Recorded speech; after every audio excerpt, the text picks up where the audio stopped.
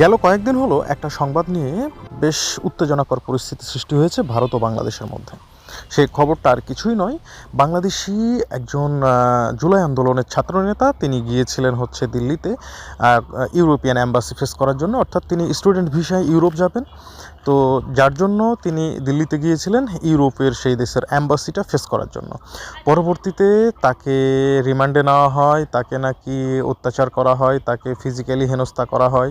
তারপরে তাকে নাকি নানাভাবে এক কথায় হ্যারাসমেন্ট করে তাকে বাংলাদেশে আবার ফেরত পাঠানো হয়েছে। তাকে 7-8 ঘন্টা নাকি এয়ারপোর্ট থেকে তুলে নিয়ে গিয়ে জিজ্ঞাসাবাদ করা হয়েছে। এরকম একটা খবর বেশ চাউর হয়েছে। এবং আসলে ঘটনাটা যাই ঘটুক না কেন, মিডিয়াগুলো একটু বাড়াবাড়ি করেছে, এতে কোনো সন্দেহ নেই। তো আমার একজন প্রিয় ভাই, যিনি ভারত থেকে নিয়মিত আমার ভিডিওগুলো দেখে, তিনি একটা কমেন্টও করেছে যে মাসুদ ভাই, দিল্লিতে একজন সন্ত্রাসী এসেছিল, তাকে পুশব্যাক করা হয়েছে। তো আরেকজন আমার রীতিমতো ইনবক্সে এসে বলল যে মাসুদ ভাই, এই বিষয়টা নিয়ে তো আপনি কিছু বললেন না, যে বাংলাদেশের একজন জুলাই যোদ্ধাকে এইভাবে অপমান করে তারা বিদায় করে দিল, আপনি তো এই বিষয়ে কিছু বললেন না। তো দেখেন, আমি বিষয়টা আবার জানার চেষ্টা করলাম। তো সেই ব্যক্তিটার নাম আর আমি উচ্চারণ করছি না, যে জুলাই আন্দোলনে সেই ছাত্রনেতার নামটা আমি উচ্চারণ করছি না। তার বাড়ি হচ্ছে সিলেটে। তো তিনি সিলেট অঞ্চলে হয়তো তিনি কি বলে সমন্বয়ক ছিলেন বা থাকতে পারেন, হতে পারে। তবে তিনি কিন্তু স্বঘোষিত একজন জুলাই আন্দোলনের নেতা, এতে কোনো সন্দেহ নাই। তিনি জুলাই আন্দোলনের সঙ্গে জড়িত ছিলেন, এটাও কিন্তু প্রমাণিত। এবং বাংলাদেশে কোনো এক হিন্দু পুলিশ অফিসারকে মারার ঘটনায় তাকেও নাকি দায়ী করা হয়েছে, বা সেও জড়িত ছিল, এইরকম একটা গুরুতর অভিযোগ তার নামে আছে। যার কারণে ভারতের স্ট্রিম মিডিয়াগুলো এবং ভারতের গোয়েন্দা সংস্থাগুলো তাকে ভারতে প্রবেশ করতে দেয়নি, বা ভারতের মাটি ব্যবহার করে কোনো কাজ করার সুযোগ দেয়নি। বিষয়টা হচ্ছে এইটা। এখন এটা নিয়ে মনে করেন যে আমরা কিছু বাংলাদেশি আছি যারা মানে খুব বেশি উত্তেজিত যে ভারত এটা অন্যায় করেছে, কেন করলো, কেন করবে না। তো দেখেন ভাই, আমার প্রথম কথা হচ্ছে যে এক এক দেশে সন্ত্রাসের সংজ্ঞা এক এক রকম। যেমন দেখেন, আমার যে প্রিয় ভাইটি বলল যে কমেন্টস করলো যে ভাই, 2 দিন আগে দিল্লি থেকে একজন সন্ত্রাসীকে মানে পুশব্যাক করা হয়েছে। তার মতে সন্ত্রাসী হচ্ছে যে শেখ হাসিনার বিরুদ্ধে বা জুলাই আন্দোলনে যারা জড়িত ছিল, অর্থাৎ জুলাই যোদ্ধা ছিল, তার মতে সন্ত্রাসী তারা। আবার দেখেন, আমাদের মতে সন্ত্রাসী হচ্ছে যারা জুলাই গণহত্যা চালিয়েছে তারা। তো এটা মোটামুটি নিশ্চিত যে, মোটামুটি না, এটা নিশ্চিত যে জুলাই আন্দোলনে বা জুলাইয়ে যে গণহত্যা চলেছিল, সেই গণহত্যাতে ভারতের তো একটা সাপোর্ট ছিল আওয়ামী লীগের প্রতি। এটা সত্যি কথা, আওয়ামী লীগকে ভারত কমপ্লিটলি সাপোর্ট দিয়েছে।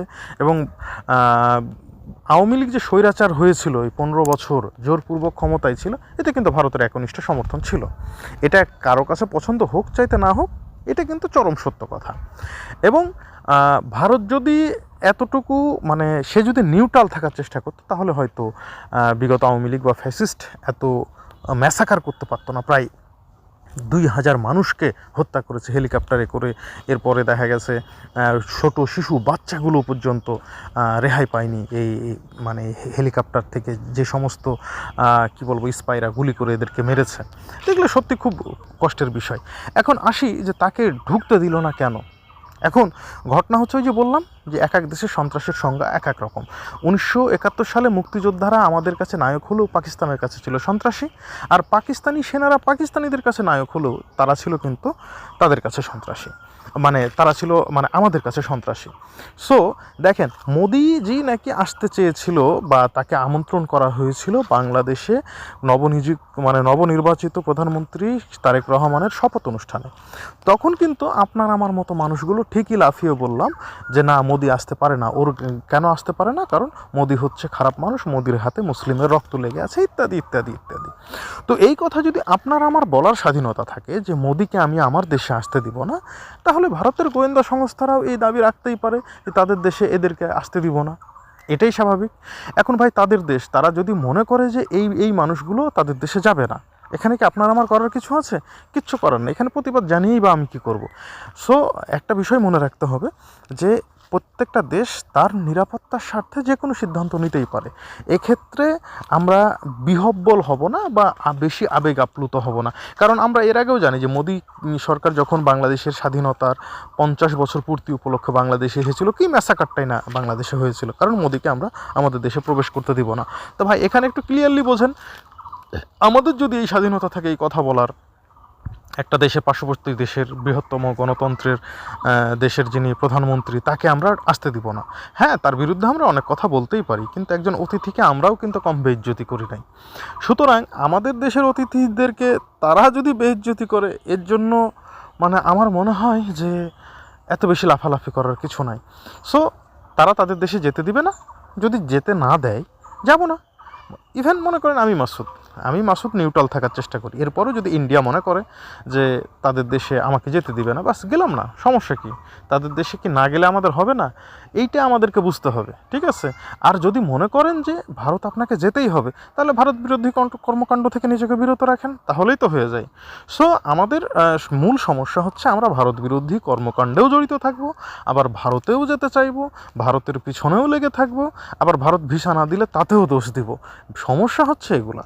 তো আসেন আমরা অন্যের সমালোচনা করার চাইতে নিজেকে আগে ঠিক করি। আসলে মূল সমস্যাই হচ্ছে আমাদের যে আমরা শুধুমাত্র নিজের ভালোটুকু বুঝি।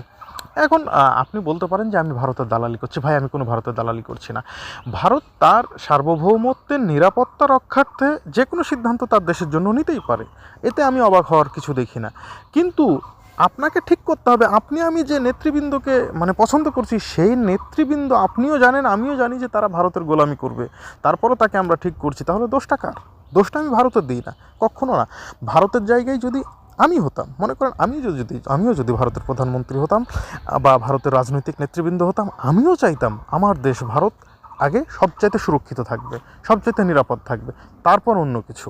তো আমার কাছে মনে হয় যে ভারতের রাজনৈতিক নেতৃবৃন্দের দেশপ্রেম আছে, ঠিক আছে, কিন্তু বাংলাদেশি রাজনৈতিক নেতৃবৃন্দের দেশপ্রেম কতটুকু আছে সেটা নিয়ে একটু ঘাটতি বোধহয় থেকেই যায়, যেটা আমরা পূর্ব থেকে দেখে এসেছি। তো আশা করছি বাংলাদেশে নবনিযুক্ত যে সরকার, তারা হয়তো সেই ঘাটতি থেকে বের হয়ে এসে প্রকৃত দেশপ্রেমের পরিচয় দিবে, এই আশাটুকু আমি সবসময় রাখছি। আর আরও একটা বিষয় যে আসুন আমরা অন্যের সমালোচনা বাদ দিয়ে আসুন বন্ধুত্বের হাতটা একে অন্যের সাথে বাড়িয়ে দিই, এটাই বোধহয় সবচেয়ে উত্তম হবে।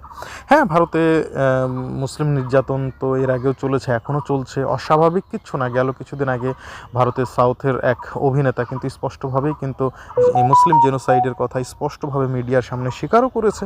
সেখান থেকে বোঝা যায় বাস্তবে ভারতে মুসলিমরা কষ্টে আছে। কিন্তু তার জন্য মোদিকে আপনি আটকে দিয়ে কি আপনি মনে করছেন যে এই কষ্ট থেকে তাদেরকে দূর করতে পারবেন?